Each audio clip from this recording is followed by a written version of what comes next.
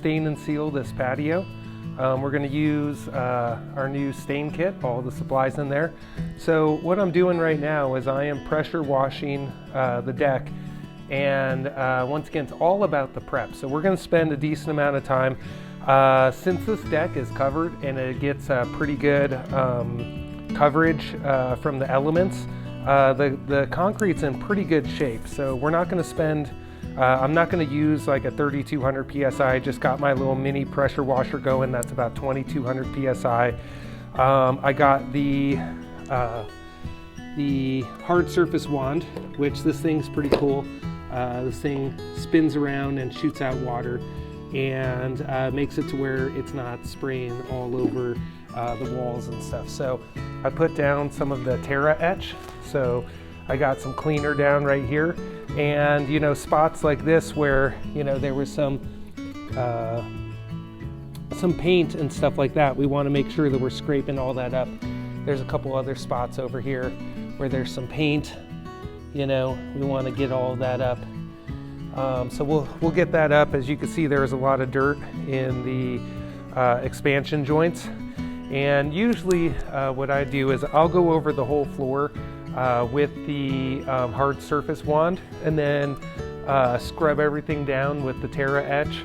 If there are some areas that need the degreaser, I'll hit it with the degreaser, and then I rinse it with the hard surface wand, and then I'll go and put the regular pressure washer wand on there, which is more like the gun, and then just give it a rinse at the end, and then that will push out any of the dirt that's left over in the expansion joints, and just kind of push all of that dirty water and everything off to the side and off of the concrete. So let's go ahead and continue with the cleaning.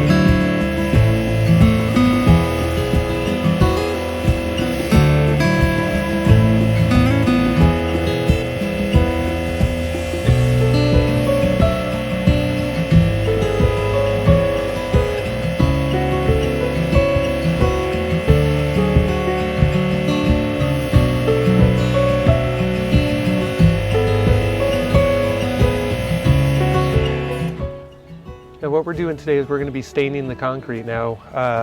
We've already pressure washed this and got it all ready. We're going to be staining it 3 different colors, and that's what's so great about color mist I really like, is that the fact that you can mix some of these colors together. So say, you know, you have, 1,000 square feet, you get 3 kits, you can mix those 3 different colors together. So what we're doing is we're doing a blend of the tobacco and white, and then we're doing a tobacco, white and gray around the perimeter to picture frame this particular job. So this should be really fun. I'm going to go in, I got the first batch mixed up. We're going to go ahead and start spraying and get going here. Should be looking pretty nice.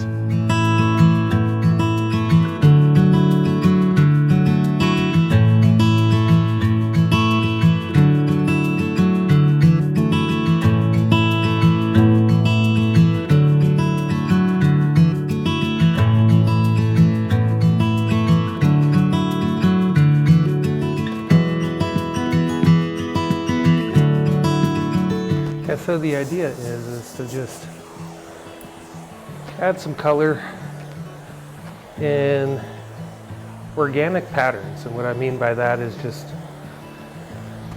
putting in a pattern that's not some straight lines, adding some color here and there.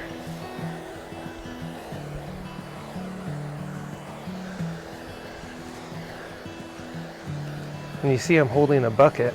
The bucket helps me to where when I start and stop in the bucket.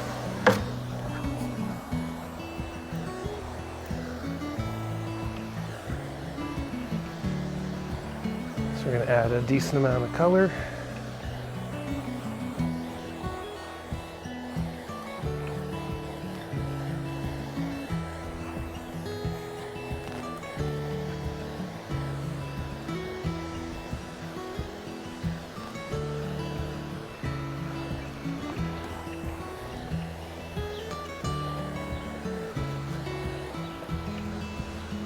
You just add some color over here, color over there. You mess around like it's there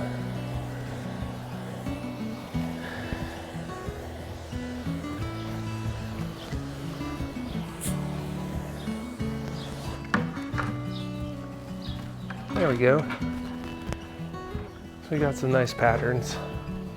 Got a little of the warmer tones over here.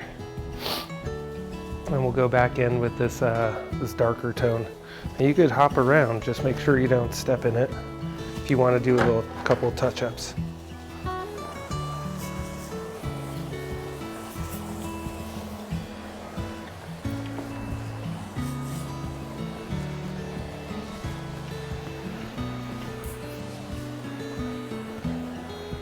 I'm just going to keep on adding color.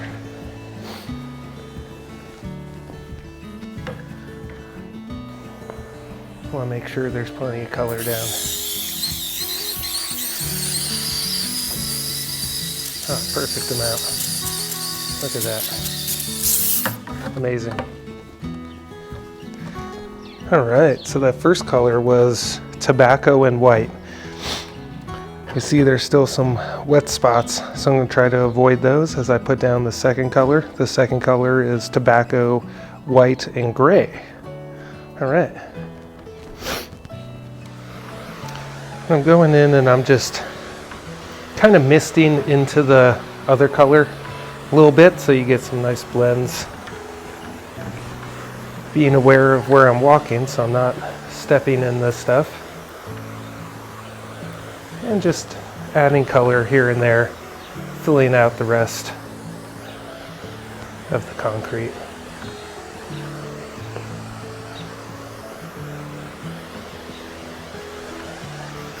These colors were actually mixed to match the pavers that line this backyard area. So it's actually going to be very coherent and have a really cool color scheme when it's all done. You won't have some plain Jane concrete. You're going to have some beautiful concrete matching all the pavers, really tying this whole backyard area together. And these colors all go together really well with the stone on the pillars and around other parts of the home. So this is looking really nice. I'm once again just misting in to the different colors.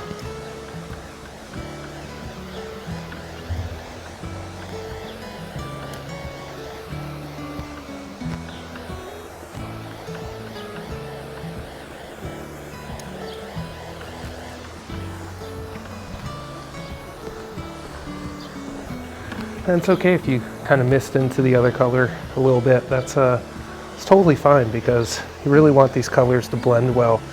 So by misting one color in with the other colors, it's just going to make everything look that much more consistent. So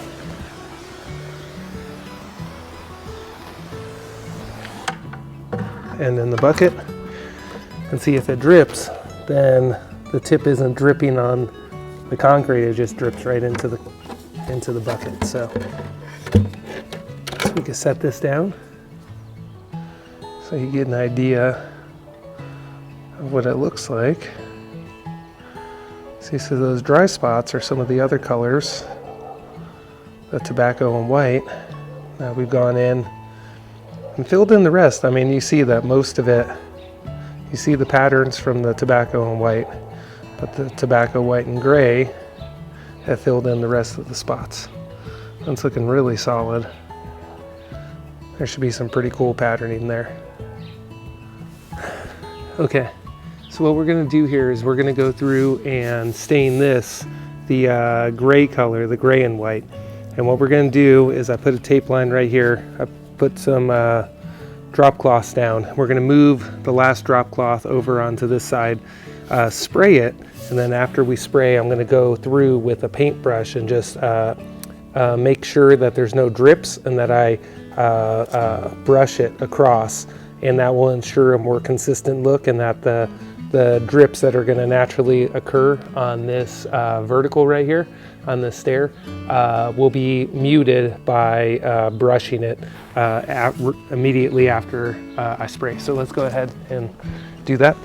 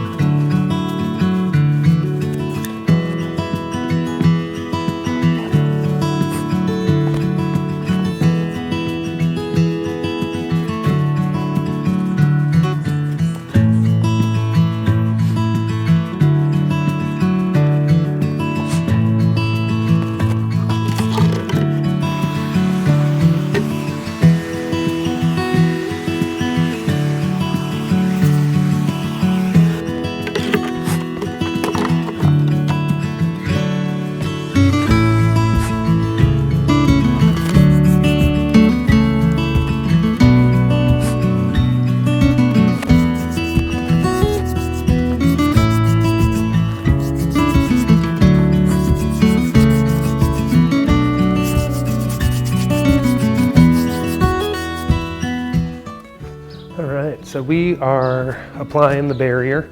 All of the stain has dried. And what I do first, because it was a somewhat windy day today, we took down the masking. So I didn't want that masking falling into the sealer. So I'm gonna go through and use a paintbrush and get all of the edges done. And then I also get into all of the expansion joints. And just want to make sure that you're not leaving any extra sealer puddled up. This is the biggest thing with barrier, is just making sure that you're not leaving any puddles. You want to keep back rolling it until it's completely clear. What that means is the different applicator pads, whether it's paintbrush or roller, can create air bubbles, and if you leave those in there, it looks like the sealer is cloudy, and that's not good. So you want to just kind of keep back rolling it to ensure that you're not leaving any air bubbles in there. So just by doing this little bit, as you do the expansion joint, you'll make sure that you're not leaving a little streak there where you're putting the sealer down. So we're gonna hit these control joints, get in there really well, and then I'm rolling this all out with a short nap 9-inch roller. Pretty easy, pretty straightforward.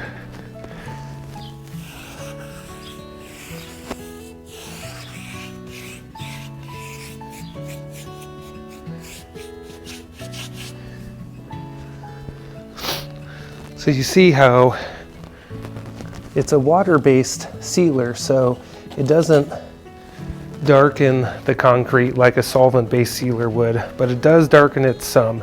So you could see these areas behind me that have been sealed compared to the areas that have not. And I would say it darkens it about a shade on a scale from 0 to 10, 0 being white and 10 being black. Like, you know, one shade on that scale would be approximately how much the sealer darkens the stain. So you have a pretty good idea of the color and the tone of what it's going to look like before you put down any sealer. So if you do need to add some color and go in for a second pass with a little more stain before sealing, you should have a pretty good idea of that. Now, this color looked good. I did go in and add a little more to the gray areas to darken those up, but in general, looked pretty good. We're doing the barrier gloss, and also I added in our sweet concrete traction. And the sweet concrete traction is a 200 mesh aluminum oxide.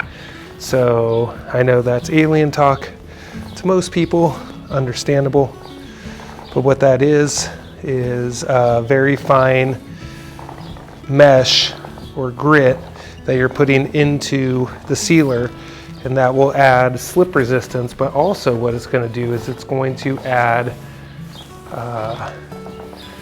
a little bit of scratch resistance as well. So not only are you going to have a little bit of traction that's added to the sealer with the grit, but also it's going to make it to where the sealer is just a little more scratch resistant.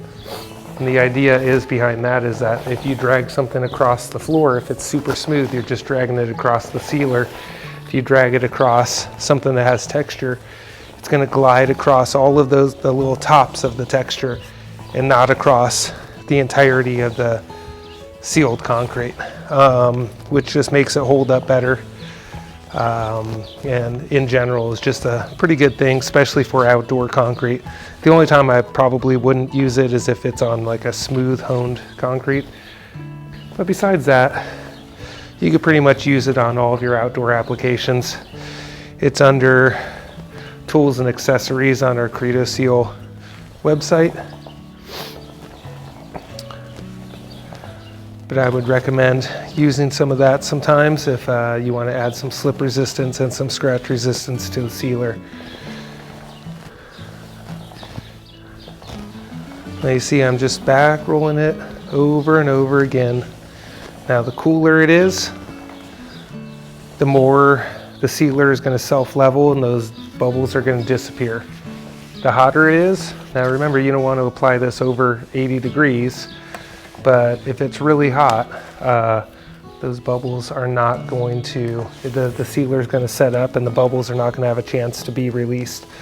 Also, this happens when it's excessively windy, so I definitely don't recommend sealing on windy days. Now when you're back rolling it, you don't have to do the crosshatch. That's not required. You could work from one end to the other and just roll it in one direction, but since I do have that option, I'm just doing a little cross-hatching here. We're just going to keep on rolling this until we get that level, nice clear sealer look.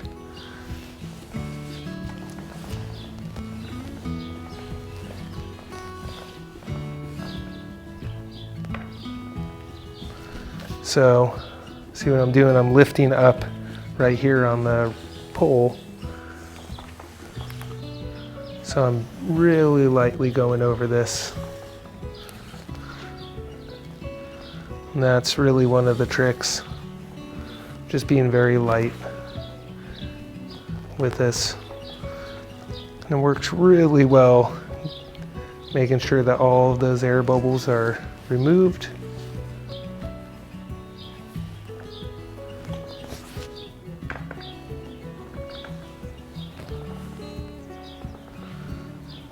So with the sealer, I added the full 100 grams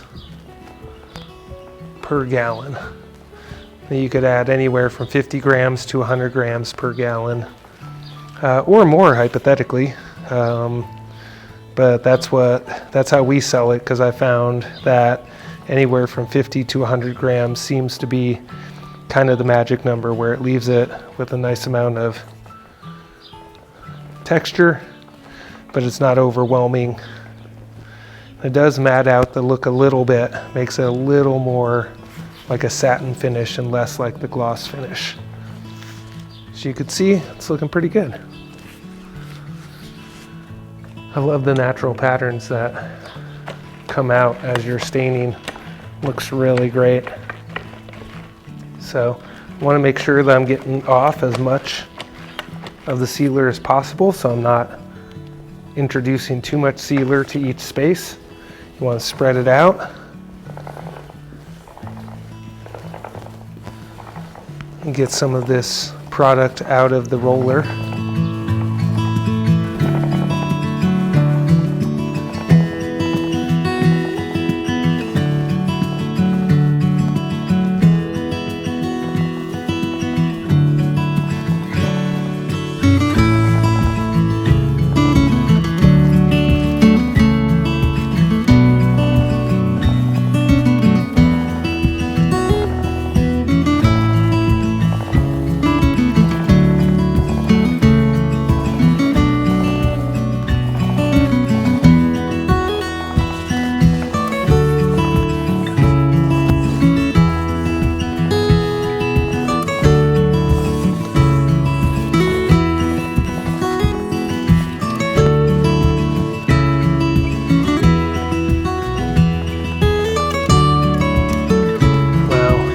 Looking so nice.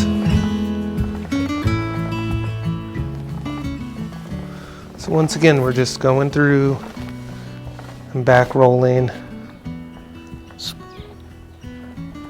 Really want to make sure that you're not leaving it looking cloudy, or say like this big line, this roller line. You want to get rid of that, or else that's going to dry on there and you're going to be able to see that and it's not going to look good.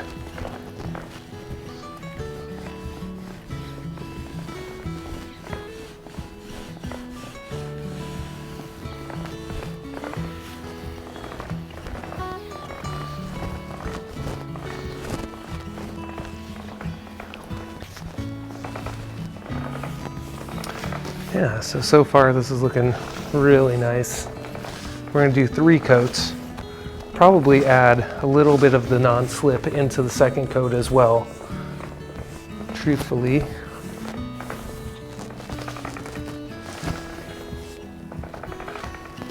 I just want to spread it on nice and thin, make it look good,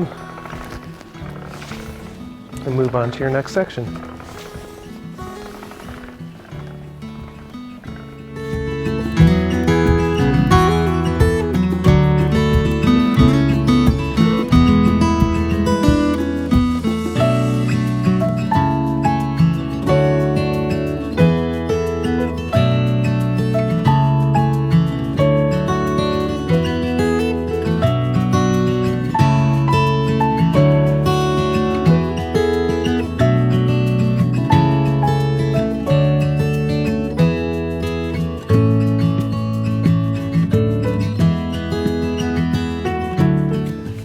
So I use the paintbrush to do all of the verticals so far for the first coat, and what we're going to do is we're going to use the roller for the second coat. I feel like the paintbrush works better and you can make sure that you're hitting everything. So I usually go first coat with the paintbrush and then just roll it on the second coat, and then by the third coat, since this is such a thin sealer, what you realize is that you're putting more into the expansion joints and control joints than you are with the regular concrete. So you don't need to waste time putting these really thick coats with the paintbrush into the expansion joints and control joints. So usually the first and second coat I'm adding them, and then every other coat. And then the third coat I don't bother doing the control joints and the expansion joints. Are really just building up the sheen on the top of the concrete and not worrying about those control joints as much. They've already been sealed on the first coat and second coat. So gonna get a decent amount of sealer on the roller. And this is the stamped concrete. So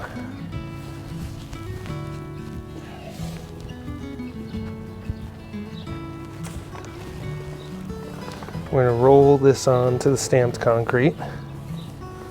Since this has texture, the roller really helps to get in there. The 9-inch roller especially, so you can kind of get into the grooves like that.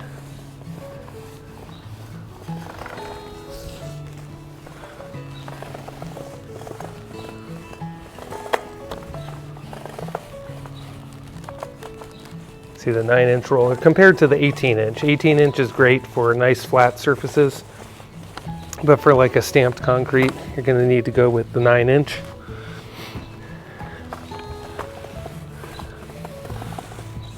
And this was such a small area, under 600 square feet for today, that, did we really need to use a 18-inch roller? Not really. I think the 9-inch worked just fine. So got a nice smooth coat on there. Now what I'll be doing is just hitting that side.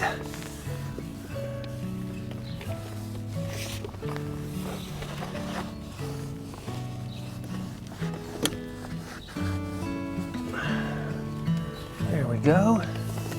That looks nice and neat and even. Make sure there's no drips. Go around to this side.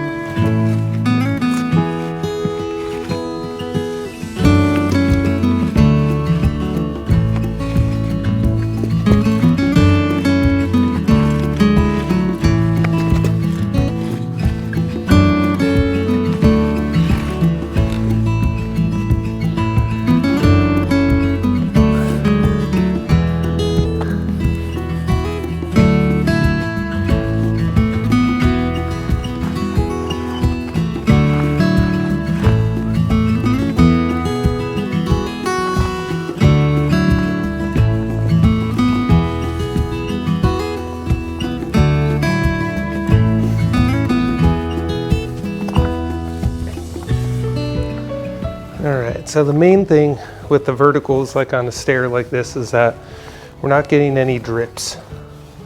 So you want to just be vigilant and not walk away trying to hurry, because we don't want to walk away, have a bunch of drips on there, and then it looks awful.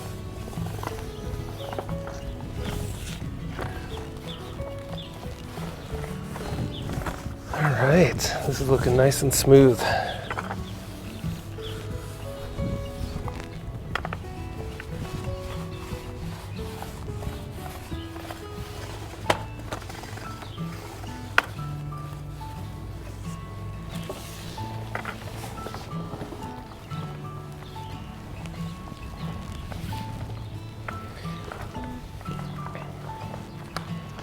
And once again, kind of just lightly back roll until the sealer looks completely clear.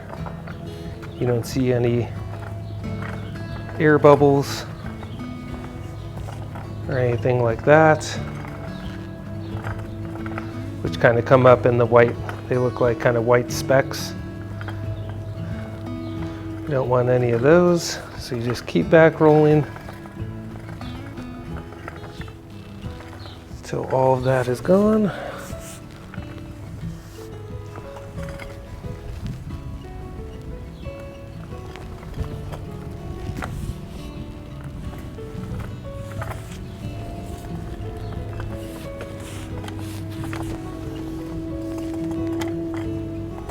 Nice. That looks good.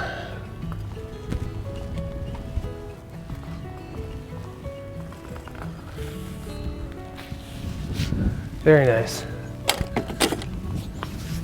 Now we're ready for the third coat.